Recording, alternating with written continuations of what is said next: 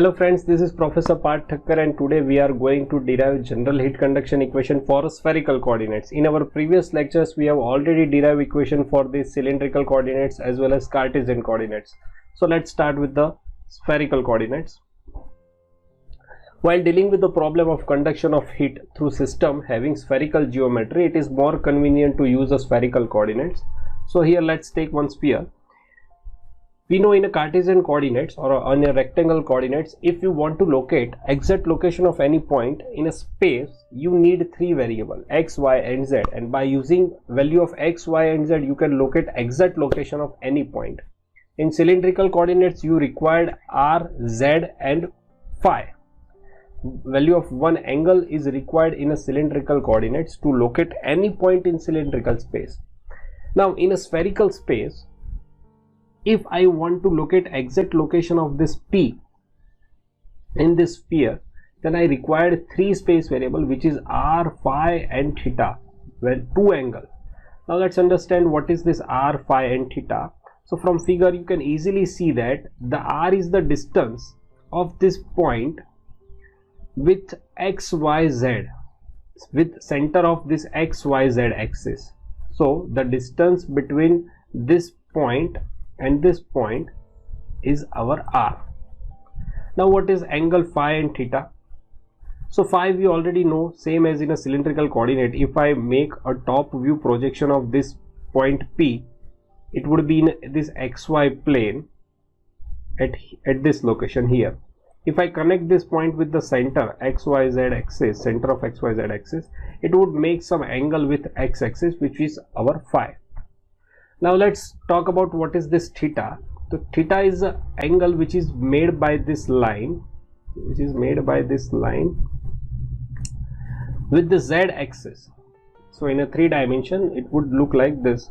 In next figure we will better understand it. Okay, this is a three-dimensional view.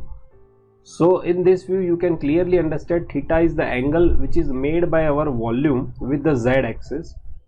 Phi is the angle, if I draw a top view projection of this volume, it would be in a xy plane, and if I connect this top view projection with center of xyz, it would make some angle with x axis which is our phi. So this is our phi angle and this is our theta angle. R is the distance with the center of xyz. Now first let me clear the screen. Okay. Now the most important figure is this. We have considered a small element from our sphere. Now we need to find out value of three sides to get the value of elemental volume. So this figure is most important to better understand how this r sin theta d phi, r d theta and dr is determined. So let's take zoom to this point. Okay, so we know this is the distance r. Okay, so this is the distance r. So value of this side would be dr because it is a small element. So this value is dr, which is shown in this figure to this side. Now let's talk about r d theta, how this r d theta is defined. We know this is the value r. The angle between these two lines is d theta. So this line, value of this line becomes r d theta. Okay. So value of this line is r d theta. Done. Now most difficult thing to understand how this r d theta and d phi comes. So first let clear this screen. Okay. If we have value of this side which is dr, we know the value of this side which is r d theta, which is easy to understand. Now let's understand, we need value of one more side which is not visible to you but it is here. Okay, this is the side. So if I draw a straight line of this point and this end point, consider this as a straight line. Let me clear once again.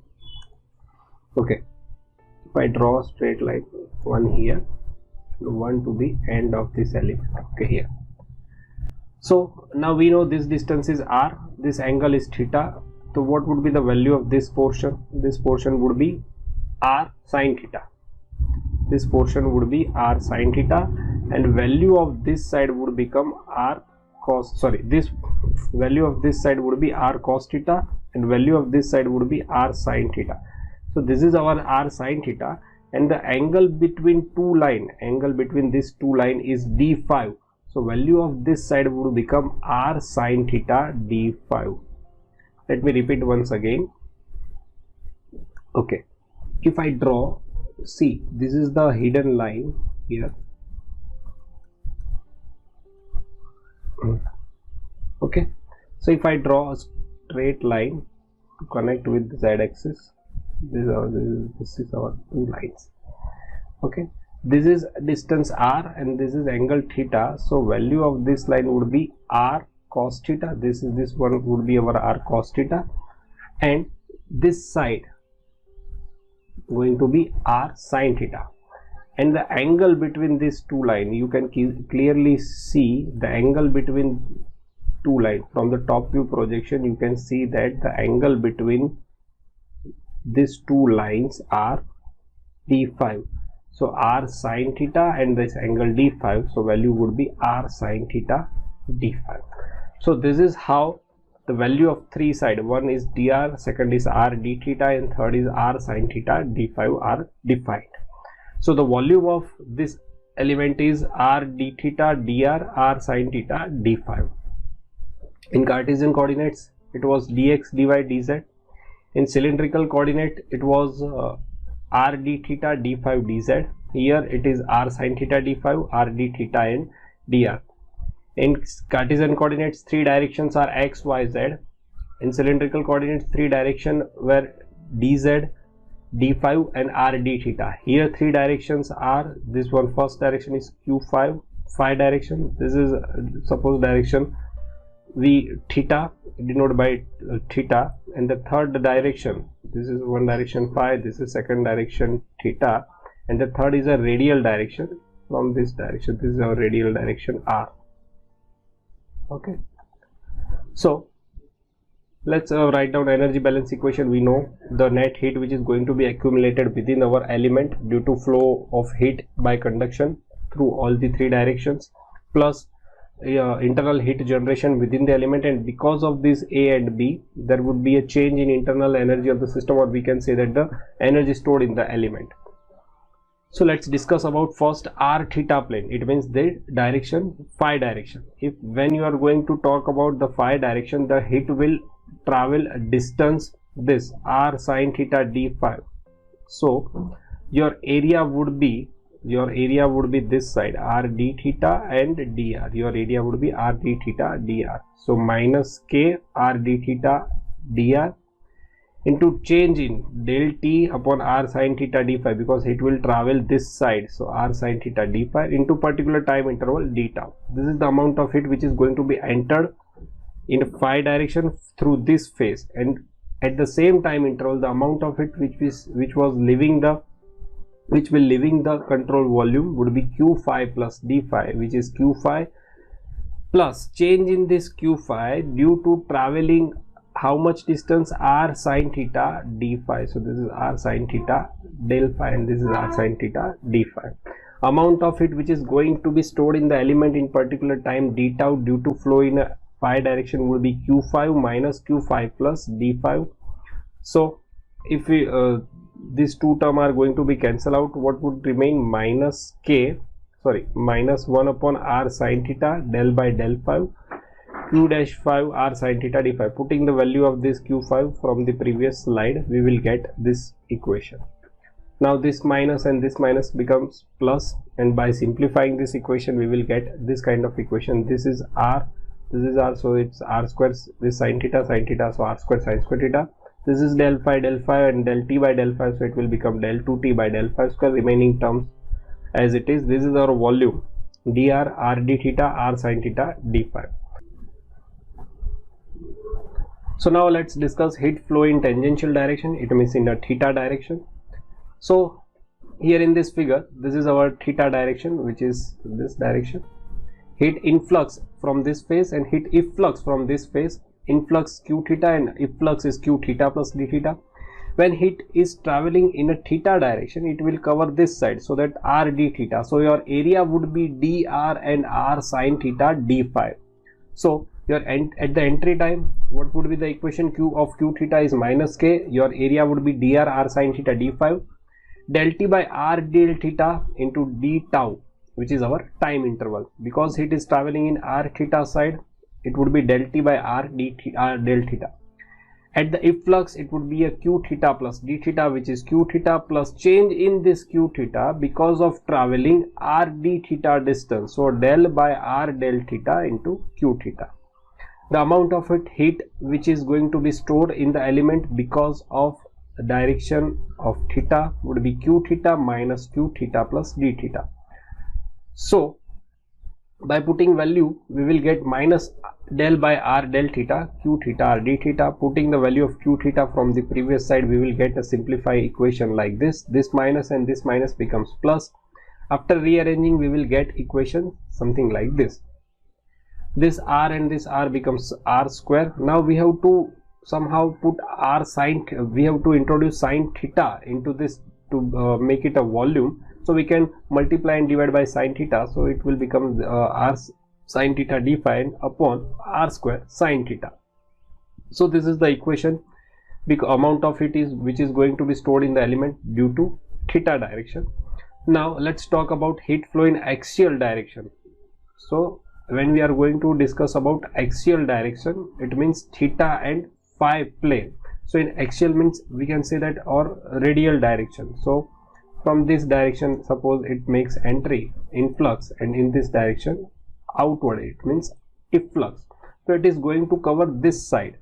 So your area would be remaining two side, which is r d theta and r sin theta d phi. So r d theta r sin theta d phi would be your area.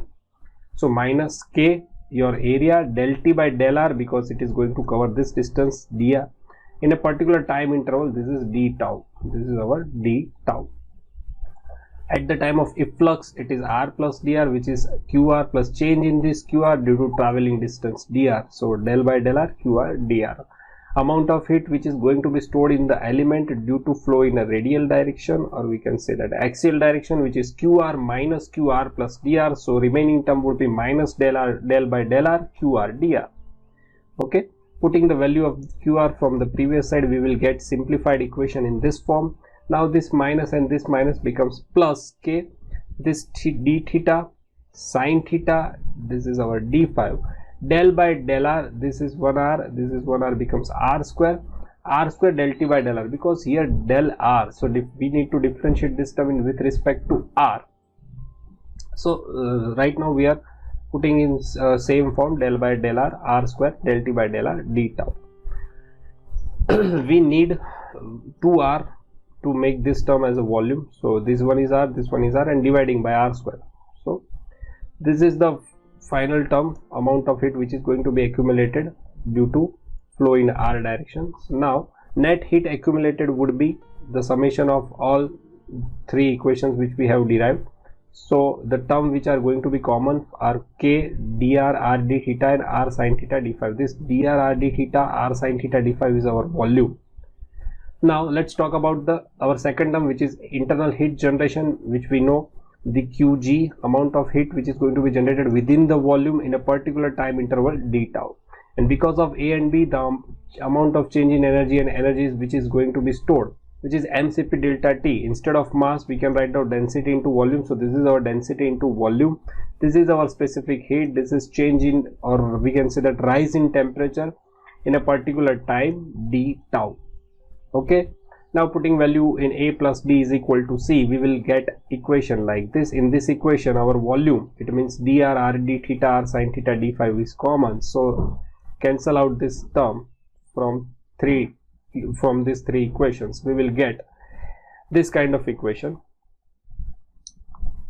or we can divide this equation by k, or yes, we have already divide this equation by k, so we will get k by rho c, and we know k by rho c is our thermal diffusivity, so we can replace it by alpha. So this is the final equation, which is our general heat conduction equation in a spherical coordinates. So that's it for today. Thank you so much.